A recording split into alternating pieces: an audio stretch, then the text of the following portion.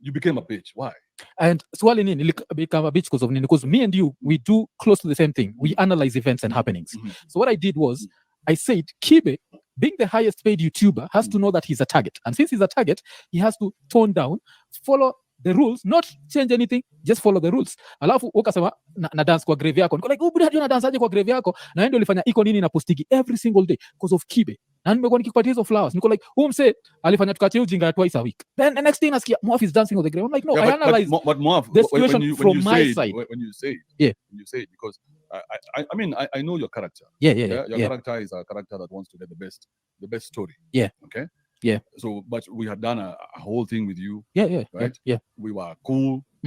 And when now that corporate lesbian came for you. Yeah. What's her name? Anyiko. Right. When she came for you, I was like, hey, Anyiko, don't go for my guy. That's my guy. What are you doing? Yeah. I mean, he's not said anything that has not been said before. Yeah. At least at that point, I mean, we're not buddies. Yeah. Hello and welcome to my channel. So that was a snippet from an interview Andrew Kibe did, or is it Mr. Lambistic, on Ikonini podcast yesterday. So it's the first interview he's done since returning to Kenya from the US. So they started by discussing the beef they had last year. And that was as a result of him, that is Kibe, defending Ikonini against what he perceived as an unfair attack from the one and only Anyiko Owoko, who is a PR personality. So if you don't know what transpired, then let me just take you back so I can bring you up to speed. Africa of Ikonini interviewed Kagwe Mungai in a video that was posted on 11th of August of 2023, in which he talked about the diverse and unique music scene and its challenges, as well as other interesting topics like family. So 6 minutes into the interview, Mwafrika had already gotten Kagwe to speak about how he set his sights across the pond when he was starting as a musician, and he stated that his first album, Spectrum, was produced by Taurus Music. The Nigerian record label had also signed singer Della, famous for her song My Feelings. So the man behind Ghostika said this while revealing the details of his second studio album, Rada, produced independently after going separate ways with the label. So when asked how it went with Della, Kagwe said she also left Taurus Music when her contract ended, adding that she has been inactive for a while, attributable to the many responsibilities that come with having a new family after getting married. So the conversation grew, and the two gentlemen, from their different experiences in their musical journeys, decided to talk about the challenges facing new and rising artists. So they agreed that it is true that there are challenges, but men were more likely to swim through than women, as evidenced by the successes of the males in the industry. However, this was not the formula and the results in every entertainment sector. They observed that there was some sort of a balance between women, because women were very successful on the paid pornographic subscriber platform OnlyFans compared to men. This is where Mwafrika stepped on Anyiko's toes. So taking to Twitter, Anyiko, a well-known publicist in corporate circles, complained that that was a sexist slur that aims to victimize the targets, who may be seen as passive erotic objects. So this is what Anyiko wrote on her Twitter feed, or is it X feed? Didn't expect Mwafrika to spew such sexist comments on that pod. Women are only good at the OnlyFans industry? And Yale laughed about that as if that's a very funny joke. Question, Ikonini. Answer, trash. So in an attempt to diffuse the situation, Mwafrika was quick to give a soft reply similar to his facial appearance. If you apply the social psychological face perception, please share the clip. I want to see when I said women are only good at OnlyFans. If I said that in those exact words and sentiments, then Ikonini is trash. But the same could not continue when Mr. Lambistic, that is Andrew Kibe, was around. Out of the mist, Kibe appeared and decided to unbury the hatchet, reminding everyone that he always had a bone to pick with Anyiko. I remember the move you pulled while I was at NRG Radio when you brought Red Sun for an interview. You're probably the trashiest human in the entertainment industry in Kenya right now. So go cancel your nyanye. PB. He likes saying that word. I don't know what it means. I suspect it's a vulgar word. So I don't want to repeat the same words because I don't know what they mean, but I suspect it's a vulgar insult. Kibe ranted, proving to be angrier than when the incident happened. So, narrating exactly how his row with Anyiko started, Kibe said in his Boys' Night In, that was a program on NRG, that one time in 2019 when he was working, he had a chance to interview dancehall star Red Sun in a meaningful exchange that took almost an hour. So while at it, social media guys at the radio station were taking photos of them for posting on its online spaces. So he acknowledged that he hailed Red Sun a lot because he grew up listening to him, aside from the interview being just a great milestone in his radio career. Sadly, he did not know that all the pomp and passion was short-lived. So the conversation was over when its dedicated time lapsed and their photos were uploaded on the company's socials. But Anyiko of Anyiko Public Relations went and asked one of the seniors named Sebastian to delete the photo. When Kibe tried to inquire why the photo of him smiling with the artist had to be pulled down, the reason was simple. Red Sun does not want his face and your face on the same photo. He pointed out that the corporate sector may not be as friendly as it seems. Well, so it seems like he was still bearing that grudge. That's why he decided to jump out and defend Ikonini when Anyiko came after them. So shortly after that incident with Anyiko, Kibe hosted Ikonini podcast on his platform when it was still up, and it was quite a large platform. I think he had like over 500,000 subscribers who were very engaged.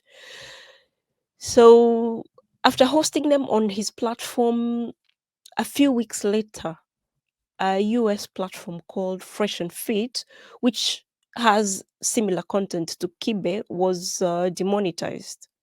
So as a result of that, Mwaf of Ikonini made a cautionary tale to Kibe about going hard on his platform. So he was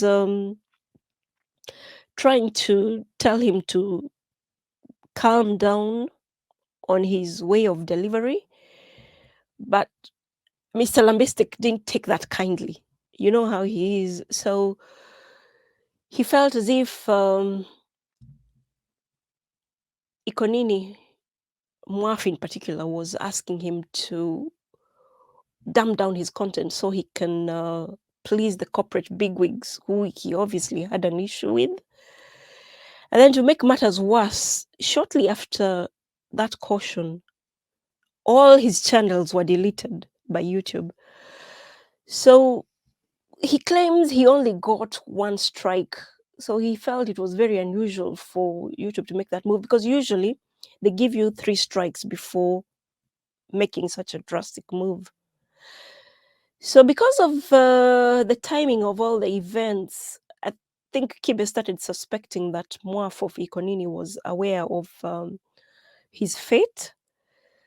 So that increased his friction with him, which also bled to their supporters. And it got ugly because Buaf actually told the supporters he'd gained from Kibe's platform could unsubscribe from his channel if they felt that he was backstabbing their hero. So Kibe also mentioned that after that takedown by YouTube, the only person who called to check on him was DJ Shitty. So I think that made him feel like the people who he thought were supporting him didn't actually care about what happened to him. So that's what brought about the beef. And that's what they were discussing at the beginning of the podcast they did. So it's good to say that they've ironed out their differences. So, in as much as Kibe is against censorship, if you're on somebody's platform, and that is YouTube in this case, you have to abide by their rules if you want to still stay on. And he also needs to realize that Ikonini's content format relies on in-studio guests. So they have to watch what they say, because if they just talk recklessly like Kibe, a lot of guests would be put off from showing up for interviews, which will affect their content creation. So Kibe also went on to talk about his app, that is Africa, which he invented sometime last year. So let's just hear what he had to say. Sababu at least unajua mtu wetu mwenye ukikuwa anaitwaje ni Bezos. Nasema ila haya anaijua. Unaona? Ni poa kuinua wenyewe kwa wenyewe. So ulikama hapa aje na hii stuff nini yako hii? Africa. So this niliona tu kwa mtandao. So this I came up with 3 months before I got cancelled. Okay? So 3 months I was driving. I think it was very cold. I can't remember when. But nikafikiria nikasemaje? Why can't we do something with Africa? Then I asked myself, but why Africa? Why Africa? Oh, okay. Why Africa? Bro, I drove to the house. I went and sat George down. I told him, George, sit down. Bro, it was the biggest presentation of my life. Right? And I told him, I don't want your opinion. I don't want you to say whether you like it or not, but I want you to listen to me. Because now I started creating it. So I had the why Africa. Why Africa? So youth for Africa. So I kept playing around with that idea. Youth for Africa, why Africa? Why Africa? Because yes, we can do it. We can build our own platforms. Think about it right now. Facebook, Instagram, Uber. Let's talk about the apps we have on our phones. Even little car is a Safaricom product. Vodafone owns Safaricom. Right? So all these apps that we have on our phones in Africa are not Kenyan apps. I mean, are not African apps. So I said, but why Africa? Why isn't Africa playing the same game? So I called Yugi. I told him, hey, bro, this is what we're doing. This is the next step in our evolution. We are moving to why Africa. Then I started morphing, and I started looking for the domains, and then before you know it, it was the Africa. It belongs to Africa. Right? But even that domain was missing. So I put the boy, and then I had this guy saying, I copied this name. And I'm like, maybe subliminally, it was there, but it was not something conscious. I get it. But it was an evolution that I was like, oh yeah, that makes sense. And I was like, okay. So he ought to be commended for creation of that app here, Africa, but it should have been nice if he was still earning that substantial amount he was earning from YouTube, because it takes time to convince people to switch platforms. So he would have still been earning that money as he funnels people to the new platform. So I wish the platform success. I've downloaded the app as well. So check it out and see if it gels with your social media consumption. So he also talked about why he became an independent content creator, and he revealed a lot of things which impressed me, because I didn't know he was such a go-getter, because all I knew about him was this guy who likes spewing vulgar things on social media. So let's just hear what he had to say. Yo drive yako hustle, because mi hapo tunaweza disagree, but mi John mother alikuwa hakuwa na take breaks, ilikuwa Monday to Monday, whether kunanyesha ama kunyeshi. So with that in mind, hata vile nilijoin like YFM nikifanya show ya rap, ilikuwa Monday to Monday. By the time nilikuwa naisha ghetto, nikila nasa alikuwa anajua tu. Hata kuna time wasa alikuwa analala hapo, tuko tu hapo because ghetto haikuwa na generator. So take it, but we trace back to mother alikuwa like hustler, unajua like mtu ana work 7 days a week. So eventually hata tukipod ilikuwa tunadu twice a week, then nikasikia kusema like unianyanyezi hizi, like sense chapa pia mimi naweza chapa hiki, kwa nini nadu babi, nikaanza kuichapa, but naweza trace back to mother. Wewe I would trace it back to the fear of poverty. okay. Because when I was so when I went to Seto in 2021 or 2021, I was in 2020, then I went back in 2021. Yeah. So when I went there, I was just taking a break, a 1-month break. Nivasi ya Kenya imenichosha niaje. Uhuru na hizi conditions zake. Sijui lazima upigwe. You remember that stupid shit we were doing in supermarkets? Curfew, you know. The watches had all the power. Man, I was so frustrated because I made nonsense. So when I went there, I was going for a 1-month break. Peke yake. Niende tu relax 1 month, nirudi. So on the day of coming back, nikajiuliza, "Uko na how much?" Unarudi Kenya fanya? What is there in Kenya for you? There was nothing. There was nothing in Kenya for me, man. So I was like, so watoi wako, lakini unarudi home bila kitu, hauna kitu. I think I had $400. Yeah. So niko na $400 kwa mfuko. $400 kufika hapa labda itakaa 50k. Yeah. 50k utafanya nini? Kilipa rent hakuna chochote. Sema ulipa rent 35k. Yeah. Okay? That time I was paying 35k. So I'm like, hey, 35k back na 15k. Mtu yeye zitisha mpaka class. Because that's 15k last week to be careful. So I was like, this doesn't make sense. How am I going to get myself out of my own shit? Because I'm in shit. How am I going to get myself out of this shit? Because I cannot go back and see the disappointment in my kids' faces again. I don't want my kids to be disappointed in me. So I was like, I must find a way of getting. So I called George. I told George, hey, listen, I will need a place to stay because I'm coming to hustle like a motherfucker. Yeah. When nipatie tu mahali nisemanga niko America. The smallest space ever, because I know how to start from small spaces. I have done that with I had a movie store called Media Kali. Nilianza place kadogo hivi. By the time ilikuwa imekam kushika, it was the biggest store in Africa. So I know how to start from small. I'm a specialist in starting from small. Nipatie store. Whatever you have, just give me that space. So then I had to will myself into being that guy. That's when I started saying, all day are there. Yeah. All day are there. Yes. Because I have to tell myself, this is who you are now. Yeah. You have to be here. All day are there. Yeah, that's when I started producing six clips every day. Yeah. On all my different social media platforms. I got the editors. I got the design. This was the first guy I got, by the way. Rico. Yeah, this was the first guy I got, and he helped me, and we built this shit together, and look at where we are right now. Yeah, with the whole platform. The admission, I think I should also increase the amount of content I post every week. So he had other insightful things to say and other vulgar things to say. You know him. So if you want to listen to the whole video, I'm going to link it below and at the end of this footage. So another side which I didn't know he had, which was very impressive. So I don't know what you think about him. Just let me know in the comment section below. Like and share this video. If you're not subscribed to my channel, please consider doing so to help my channel grow. Thanks for stopping by, and I'll see you on the next one. Bye for now.